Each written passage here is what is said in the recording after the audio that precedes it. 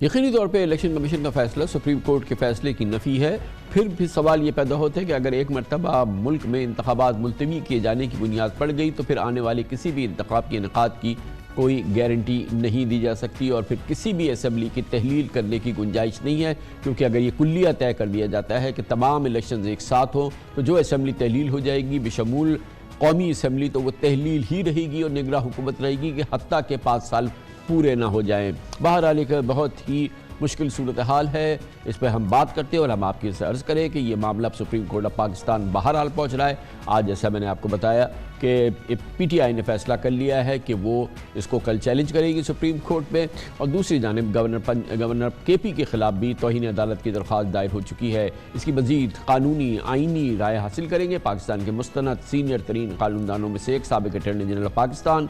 محترم لطیف کھوسہ ایڈوکیٹ ہمارے ساتھ موجود ہے۔ بہت بہت شکریہ بر صاحب، آپ نے ہمیں جوائن کیا ہے۔ اس موضوع پہ 2-3 بار آپ سے پہلے بھی بات ہوئی ہے، لیکن اب ہمارے سامنے نتیجہ آ گیا ہے۔ موجودہ جو حکومت ہے اس نے سپریم کورٹ کے فیصلے کو یکسر مسترد کیا ہے، اور سپریم کورٹ کے فیصلے کو مختلف وزارتوں نے مسترد کیا، اور الیکشن کمیشن آف پاکستان نے اس کو تیزی سے عملی جامہ پہناتے ہوئے اب الیکشن کو یعنی کہ جو پہلے ہی 100 دن سے زیادہ 90 دن کے حوالے سے گزر چکے تھے، اب اس میں مزید 180 دن کا یکمشت اضافہ کر دیا ہے۔ مطلب ایکسٹراڈنری سچویشن ہے آئین کی شق متعلقہ شق کے حوالے سے اور سپریم کورٹ کے فیصلے کے حوالے سے۔ دیکھیں کامران خان صاحب، آپ نے احاطہ جو تمام معاملے کا بڑی خوبصورتی سے اپنی انٹرو میں بالکل کر دیا، اور یہی میں سمجھتا ہوں آئین کی صحیح تشریح اور روح یہی کہتی ہے۔ دیکھیں ماشاءاللہ محترم وزیر قانون جو فرما رہے ہیں، یا وزیر داخلہ صاحب نے جو فرمودات کی، یا جو انہوں نے جوائنٹ سیشن صرف اس مقصد کے لیے انہوں نے طلب کیا کہ کس طرح سے سپریم کورٹ کی ڈیفائنس کی جائے، تو یہ میں سمجھتا ہوں کہ یہ پاکستان مسلم لیگ نواز کا یہ آپ ہسٹری ٹریک ریکارڈ دیکھ لیں۔ انہوں نے ہمیشہ اسی طرح جو ہے عدالتوں کو نہ صرف چڑھائی کی ہے، نہ صرف ان کو حملے کیے ہیں، نہ صرف ان کو 2 لخت کیا، بلکہ ان کو جو ہے اس انداز سے ڈیفینسو کرنے کی کوشش کی، مروب کیا کہ وہ جس طرح کے یعنی قانون کی بالکل پاسداری نہیں ان کو مقصود ہے، اور وہ آئین کی بھی جو ہے دھجیاں اڑا کے رکھ دی ہیں۔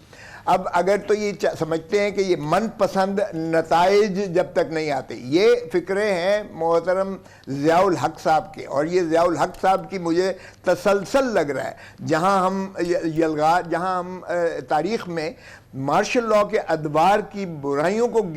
گنتے ہیں کہ وہ 9 مہینے کا انہوں نے یعنی عزم کر کے 90 دن کا عزم کر کے 11 سال تک ضیاء الحق صاحب لے گئے، یہ بھی آپ لکھ لیں کہ 8 اکتوبر کو بھی ان کی کوئی نیت نہیں ہے الیکشن کروانے کی، یہ لکھ لیں آپ، آج لکھ لیں۔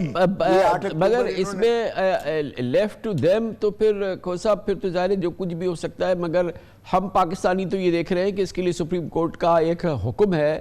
2 ٹوک حکم ہے، واضح حکم ہے، اور اگر سپریم کورٹ کا حکم ہے تو ہمارے خیال میں تو اس پہ عمل درآمد ہونا ہے، اور جو اس پہ عمل درآمد نہیں کرے گا وہ توہین عدالت کرے گا، کیونکہ جو حکم تھا اس میں وضاحت سے حکومت کو اور پھر حکومت کے تمام اداروں کو اس بات کا پابند کیا گیا تھا کہ 90 دن کے اندر آپ الیکشن کرائیں، کوئی بیرسٹ منیمم کچھ اگر کوئی دنوں میں اضافہ ہو جائے تو ہو جائے۔ انہوں نے تو چھکا مارا، 6 مہینے ٹائم بڑھا دیا۔ کامران خان صاحب دیکھیے، نہ صرف یہ بیرسٹ منیمم کو یہ جو ہے 6 ماہ اور کچھ دن آگے لے کر گئے ہیں، بلکہ انہوں نے ایک اور 254 کی جو تشریح کی ہے۔ دیکھیں یہ جو ہے not later than 90 days ہے، آئین میں بڑی واضح جو ہے اہداف دیے گئے ہیں کہ اگر تو پوری مدت جو ہے مکمل کرتی ہے پارلیمان یا اسمبلی تو 60 دن ہوگا،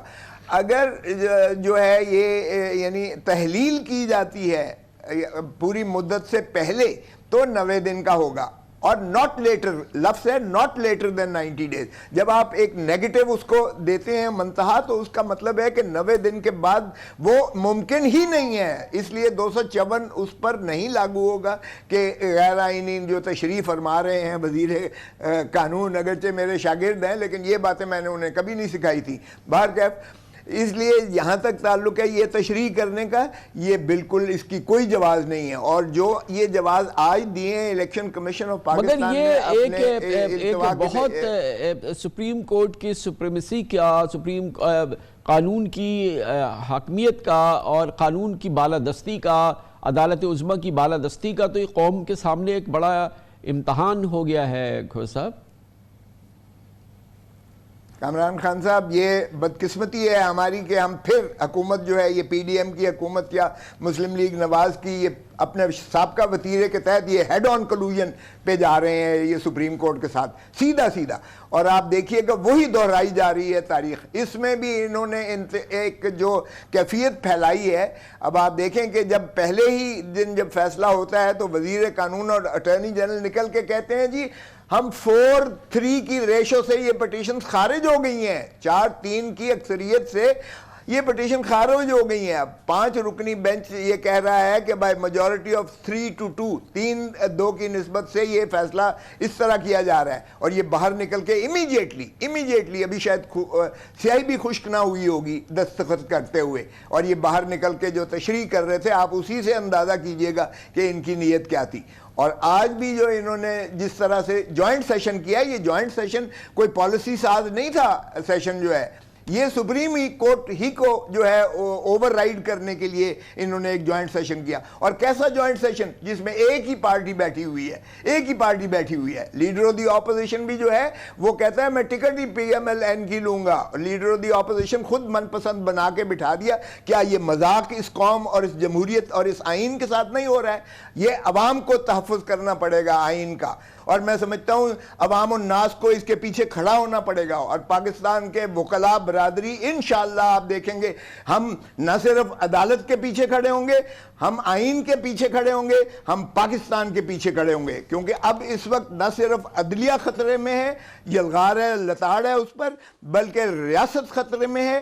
اور نمبر 3 جو ہے آپ دیکھیں کہ آپ کا پاکستان خطرے میں ہے۔ تینوں چیزوں، آئین خطرے میں ہے، ریاست خطرے میں ہے، عوام خطرے میں ہے۔